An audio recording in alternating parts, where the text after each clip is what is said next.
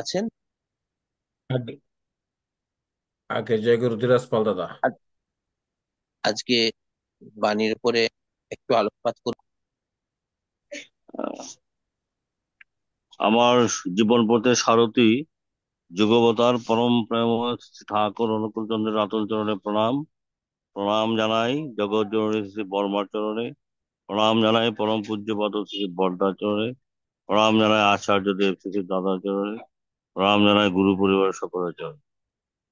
আজকের এই মহতি অনলাইনে উপস্থিত শ্রদ্ধেয় দাদা ও মায়েরা, বিষয়বস্তুর উপর সংক্ষিপ্ত একটু আলোচনা করছি। আসলে আমি আজকে একটু ক্লান্ত বোধ হচ্ছে আমার। হ্যাঁ, এটা বলা ঠিক না, তারপরে বলতে হচ্ছে। গতকালকে গিয়েছিলাম একটি এলাকায় ধান কালেকশনে। আমি আর আমার সঙ্গে আরেকজন গুরু ভাই ছিল, অসি অঞ্জন তালুকদার আর অসীমদার বাড়িতে গিয়েছিলাম আর কি। ডাক্তার অসীম সরকারের এলাকায় গিয়েছিলাম। গতকাল এক রাত থেকে আজকে বিকাল বেলা আসছি, সন্ধ্যাবেলা আসছি। তারপরও আদিষ্ট যেহেতু হয়েছে একটু বলবো। সদ্য দাদা আমার আজকে যে আলোচনার বিষয়, এটা কিন্তু অত্যন্ত জরুরি বিষয়টা।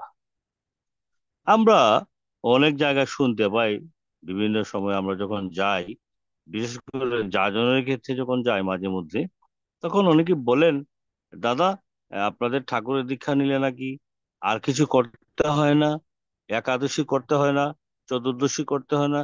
এই বিভিন্ন মানে বলে যে আর কোনো কিছু নাকি করতে হয় না, শুধু ঠাকুরের নাম নিলে নাকি হয়, আর কিছু নাকি করার প্রয়োজন নেই, এরকম কিছু বলে।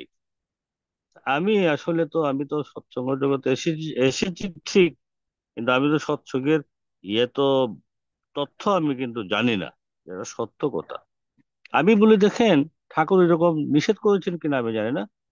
ঠাকুর কিন্তু নিষেধ করেন নাই আমার জানা মতে, হয়তো বা আমার ভুল হতে পারে, কিন্তু এটা আমাদের অনুভূতি। আমরা যারা ঠাকুরের সত্যামে দীক্ষা নিয়েছি, আমাদের আর কোনো কিছু করতে হয় না, করার প্রয়োজন মনে করি না, বিধায় আমরা করি না। ঠাকুর তো নিষেধ করেননি। ঠাকুর নিষেধ করেছেন এমন কথা আমি শুনি নাই। আজকের বিষয়, যা তুমি জানো না তা তুমি অন্যের কাছে বলতে যেও না। আমি যেটা জানি না সেটা আমি বলবো কেন? ঠাকুর কি কোথাও কোনো গ্রন্থে লিখেছেন যে আমি ঠাকুরের দীক্ষা নিয়েছি, আমাকে একাদশী করতে হবে না, আমাকে এই, চতুর্দশী করতে হবে? বিভিন্ন দেবতার আমরা উপাসনা করে থাকি, এটা আমাদের অনেকেরই পারিবারিক একটা ধারা আছে, নিয়ম রীতি আছে। যেমন আমাদের, বিশেষ করে আমাদের মহিলারা পূর্ণিমা, এই একাদশী, দ্বাদশী এগুলো তো পালন করি আমরা অনেকে। এইগুলো তো ঠাকুর আমার জানা মতে নিষেধ করে না, কিন্তু আমরা আমাদের মধ্যে অনেকে আমরা বলি এইগুলি করতে হয় না, করতে হয় না, গীতা পাঠ লাগে না, কিছু লাগে না, শুধু ঠাকুরকে বদলে হবে। আমার কথাটা হচ্ছে, এটা তো আমার অনুভূতির বিষয়, এটা তো এভাবে বললে তো মানুষ এটাকে সুন্দরভাবে গ্রহণ করবে বলে আমার মনে হচ্ছে না। এই কথাটা আমাকে বুঝিয়ে বলতে হবে। এটা আমার অনুভূতির বিষয়। আমি যখন ঠাকুরের দীক্ষা নিয়েছি, আমার মনটাকে যদি বুঝাতে পারি, আমার আর অন্য কিছু করার প্রয়োজন নেই, ঠাকুরই যথেষ্ট। তাইলে আমার মনে হয় মানুষদেরকে আমরা জিনিসটা বুঝাতে পারবো। আর দেখেন দাদা ও মায়েরা, আমি একবার মাত্র দেওঘর গিয়েছি, 6 দিন ছিলাম দেওঘরে। প্রতিদিনই আমি উম, তখন সময় বর্তমান আচার্যদেব ছিলেন, বিগত আচার্যদেব ছিলেন ক্যালকাটায়। আমি প্রতিদিন সকালবেলায় প্রার্থনার পর উনি যেখানে বসতেন, যেখানে বসেন সেখানে আমি প্রতিদিনই গিয়েছি। আমি মাত্র একদিন আমার একটু মানে আমার একটা ইয়ে ছিল, উম, এটা আমি বলেছি, নিবেদন ছিল, এটা বলেছি। আর বাকি প্রত্যেকদিন আমি শুনেছি, বিভিন্ন গুরু ভাই গুরু বোনরা যখন নিবেদন করতেন তার উত্তরটা আমি শুনেছি। এই শোনাতে আমার অনেক কিছু আমি পেয়ে গেছি। তারা কিন্তু ঠাকুরের কথার বাইরে একটি কথাও বলেন না। বর্তমান আচার্য দেবী বলেন, পূজনীয় অবিন্দায় বলেন, পূজনীয় সিপাহী দেয় বলেন, পূজনীয় বিঙ্কি দেয় বলেন, গুরু পরিবারের অনেক কি দর্শন করেছি। কিন্তু আমি একটা জিনিস লক্ষ্য করেছি খুব করে, তারা ঠাকুরের কথা ছাড়া আর কোনো কথাই বলেন না। যেমন এই এক প্রতিবেশীর সঙ্গে ঝগড়া, বা আচার্য দেবের কাছে নিবেদন করেন, আচার্য দেব বললেন, ওর সঙ্গে প্রাণ খুলে আলোচনা করেছেন, ডালা পাঠিয়েছেন, নিজ বাড়িতে নেমন্তন্ন করিয়েছেন? বললো যে না। তাহলে আপোষ হবে কি করে? ঠাকুর তো বলছেন, যার সঙ্গে তোমার বিরোধ ভাব আছে তাকে তুমি নিজ বাড়িতে নিমন্ত্রণ করো, নতুবা ডালা পাঠাও, আর হৃদয় খুলে বাক্যলাপ না করা পর্যন্ত পরম পিতার কাছে তার মঙ্গলের জন্য প্রার্থনা করো। ছোট দাদা মায়েরা, ঠাকুর যা বললেন আমরা কি তা করছি? ঠিক তার উল্টোটা আমরা করছি। এই জন্যই আমরা যেমন চাই তেমন পাই না। আমার যেটা ব্যক্তিগত অনুভূতির কথা আমি বলছি আজকে বিষয়ের উপরে, তিনি যা বলছেন তা আমাকে বলতে হবে। আমি যেটা জানি না সেটা আমি আমার মতো করে বললে তো হবে না। আমি যদি আমার মতো করে বলি, মানুষ তো আমার কথা গ্রহণ করবে না। তিনি যেমনি ভাবে বলেছেন তেমনি ভাবেই আমাদেরকে করতে হবে।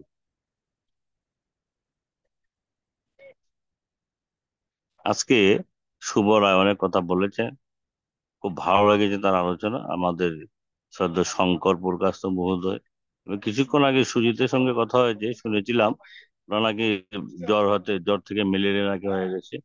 ঠাকুর যেন প্রার্থনা করে উনি যেন দ্রুত সুস্থ হন। আসলে দেখেন, এই শঙ্কর দাটা অসুস্থ হওয়াতে আমাদের কিন্তু ওই যে বৈশাখী কালেকশনটার উপরে একটু এম্পার হচ্ছে। উনি কিন্তু বিভিন্ন গ্রামে যেতেন, খুব উৎসাহী একজন গুরু ভাই আমাদের। এইসব কাজে উনি কিন্তু সবার থেকে আগিয়ে আসেন বেশি। আজকে প্রসঙ্গক্রমে বলতে হচ্ছে ছোট দাদা মায়েরা, আজকে আমাদের অনলাইনের সৎসঙ্গের অ্যাডমিন পলাশ পাল, আমি কিন্তু এটা ওনাকে মানে বড় করে তুলছি না, বাস্তব কথাটা বলছি। পলাশ পাল চৌধুরী, উনি যখন বাংলাদেশের শাসনা বাজারে ওনার ব্যবসা ছিল, তখনই কিন্তু উনি বিজি মানুষ ছিলেন, ব্যস্ত মানুষ ছিলেন। তদুপরিও ওনাকে নিয়ে আমি দান কালেকশনে গিয়েছি বিভিন্ন এলাকায়, বিশেষ করে নয়ামুজা গ্রামে। আমি কিন্তু পলাশ পাল চৌধুরীকে নিয়ে দান কালেকশনে গিয়েছি। কথাটা এই জন্যই বললাম যে এখানে আসলে ওই ছোট বড় ধনী গরিব ব্যস্ত অবসর এগুলোর কোনো প্রয়োজন হয় না। মানুষের যদি ইচ্ছা থাকে তাহলে ধান কালেকশন করা যায়। শত ব্যস্ততার মধ্য দিয়েও একটি দিন আমরা করতে পারি। আমরা তো সারা বছরও এইগুলো করি না, যদিও আমাদের খুব কষ্ট হয়, তারপরেও তো করে এসেছি। করি, প্রতি বছরই তো করছি ঠাকুরের দয়ায়। করাতে আমার মনে হয় আমরা আমরা আমরা অনেকটা সুস্থ আছি। আর যারা আমরা করি না তারা কিন্তু অসুস্থ হয়ে যাচ্ছে। দেখেন, এখানে গেলে পরে কি হয়, এটা তো আমরা আমাদের সবারই জানা আছে। আমরা হাঁটতে পারি, আমরা পরিশ্রম করতে পারি, এগুলো তো আমার দেহের জন্য ভালো। আর কি হচ্ছে, আমার কালেকশনটা হচ্ছে, বৈশাখী কালেকশনটা কিন্তু একটা মজার কালেকশন। এটা তো নগদ হয়ে যায়, ধান দিয়ে দেয় মানুষ।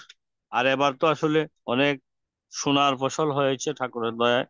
যেখানেই আমরা যাচ্ছি সেখানেই আমরা মন মতো কালেকশন হচ্ছে। আর আমরা যদি না যাই তাহলে তো হবে না। না করে যে পেতে চায়, দুঃখ তার পিছু দেয়।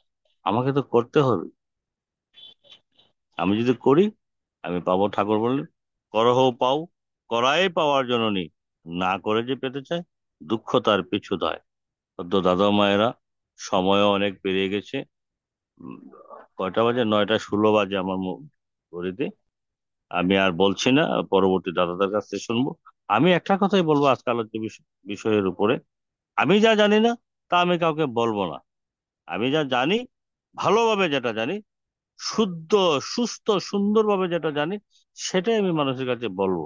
তাহলে কিন্তু আমার বলাটা মানুষ গ্রহণ করবে, নতুবা কিন্তু গ্রহণ করবে না। এরকম অনেক উদাহরণ আছে, আমাদের অনেক ঋত্বিক দাদারা ঠাকুরের কথা বলে বলে বড় বড় অফিসার, ইঞ্জিনিয়ার, আমি কি ও ডাক্তার, তাদেরকে কিন্তু ঠাকুরের দিকে আকৃষ্ট করেছেন। এমনি করে সদ্য কুমুদ দাস দাদার একটি বাস্তব ঘটনা আছে, সেটা যদি ঠাকুর কৃপায় বেঁচে থেকে আগামী সপ্তাহে বলবো। সবাই ভালো থাকুন, সুস্থ থাকুন, সকলের সর্বাঙ্গীন কল্যাণ হোক ঠাকুর জন্য প্রার্থনা করে আমি আমার কথা এখানে রাখছি। সবাইকে জয় গুরু। জয় গুরু দাদা। জয় গুরু। জয় গুরু। খুব সুন্দরভাবে আপনার কথা, ইষ্ট প্রসঙ্গ শুনলাম, প্রাণিত হলাম।